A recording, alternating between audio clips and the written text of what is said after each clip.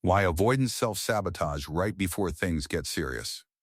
Right when a relationship starts becoming real, stable, and emotionally meaningful, an avoidant often begins to pull away. It feels confusing because everything seemed to be going well just moments before the sudden shift. But this behavior is not random. It is deeply rooted in psychology and emotional conditioning.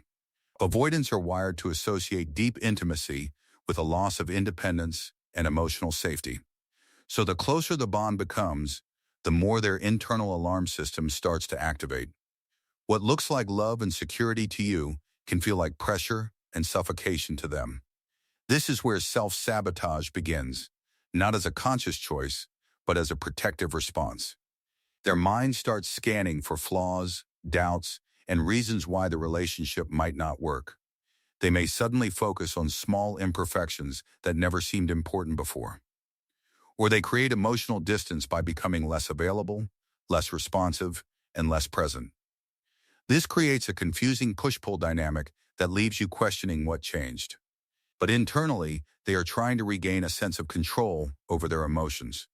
Vulnerability is unfamiliar territory for them, and unfamiliar often feels unsafe. So instead of leaning into connection, they instinctively retreat into emotional distance. This retreat gives them temporary relief, but it damages the relationship in the process. Another psychological reason is their fear of dependency, both yours and their own. They worry that if they get too close, they will lose themselves or become trapped.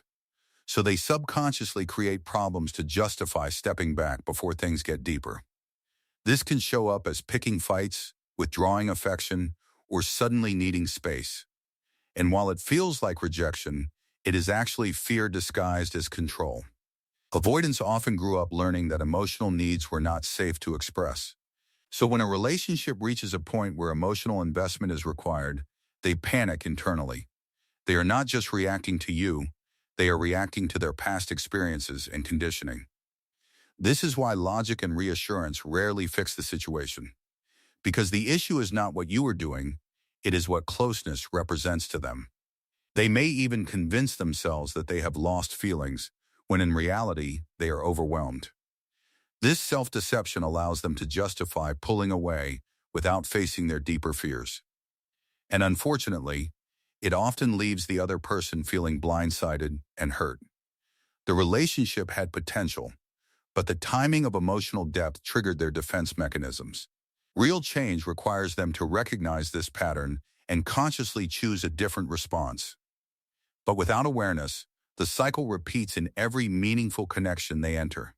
So the next time an avoidant pulls away right before things get serious, understand what is really happening. It is not a lack of connection.